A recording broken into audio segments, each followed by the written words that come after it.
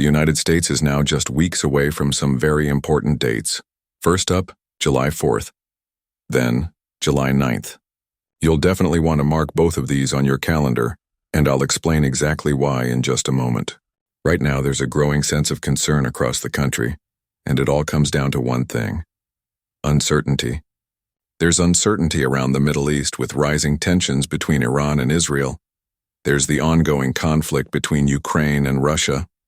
And let's not forget about China. But interestingly enough, one of the biggest stories right now? Canada.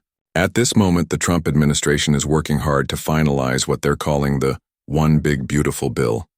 The deadline for that? July 4th.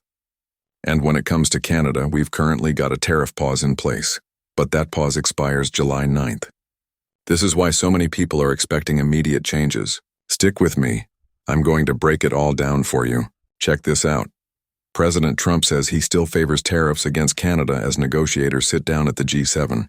Right now, Canada is front and center for Trump, and for good reason. They're our neighbor, and maintaining a solid relationship with them is crucial. If that falls apart, we could be facing real chaos.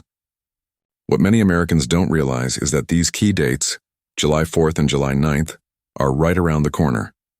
Now, July 4th is all about the bill, but July 9th, that might be an even bigger deal. Here's what's on the line.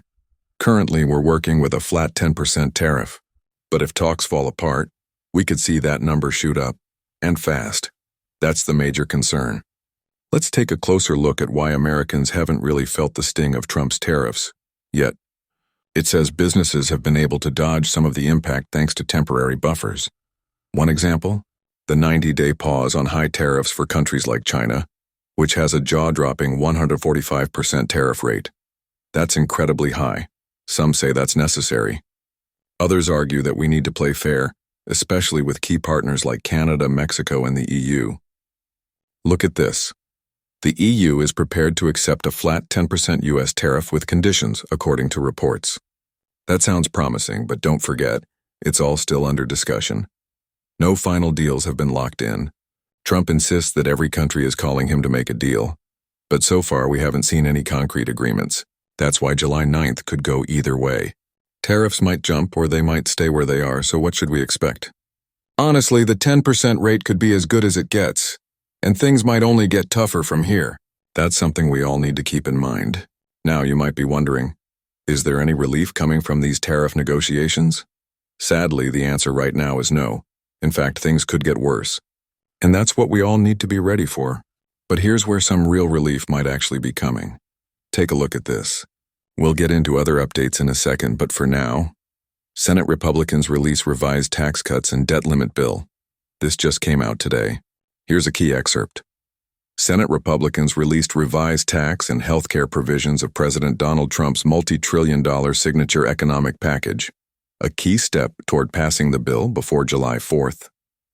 Now this new version expands some tax breaks and raises the debt ceiling by $5 trillion instead of $4 trillion. That one detail could be a deal breaker for some lawmakers. The bill sticks closely to the House version because Senate Republicans are trying to avoid lengthy negotiations that might push us into default. And if the Treasury runs out of tricks, we could be in real trouble as early as mid-August. That's another serious date we'll cover in a different video. Stay tuned for that. Now let's break down what's in this bill. It includes the current $10,000 SALT cap deduction as a placeholder. That's the state and local tax deduction. Some lawmakers want that cap raised to $40,000. Here's another key point. The biggest change in the committee's draft: making permanent 3 business tax breaks that were originally set to expire in 2029. These include the research and development deduction, expanded debt interest write-offs, and expensing for new equipment and machinery, including what's used in factories. Who benefits? The interest expensing changes help banks, while the RD deductions are great for industries like pharma and tech. But here's the one you've been waiting for. What does this bill do for you? Well, if you have kids, this part is for you. The bill boosts the child tax credit, making it a permanent $2,200 per child. The House version wanted $2,500, but only temporarily. It would have expired in 2029. Why 2029? Because that's when Trump would be out of office no matter what. So the new plan is to settle at $2,200 per child, permanently. However, it's still unclear whether that number will be indexed for inflation. That's something we'll have to wait and see. Now let's go back to why early July is so crucial. First, we have the push to pass the One Big Beautiful Bill by July 4th. Then on July 9th, we've got something called Liberation Day 2.0. Let me show you what that means.